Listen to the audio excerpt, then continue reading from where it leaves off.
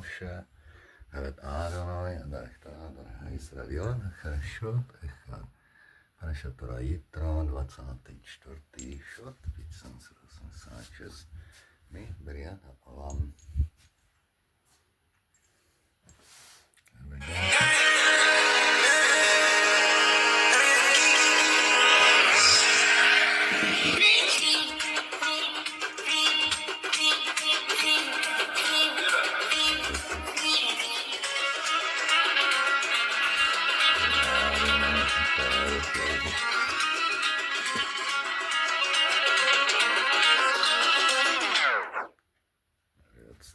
Arzu edirəm ki, sizinlə birlikdə gedək Şuşaya.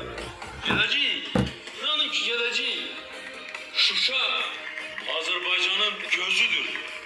Hər bir Azərbaycanlı üçün belə də bilməlidir. Ata vəsiyyətini yerinə yetirdi. Şuşanı azad etdi. Bu böyük qələbədir. Bəşərlərimizin, ulu öndərin ruhu şaddır bugün. Gözün aydın olsun Azərbaycan.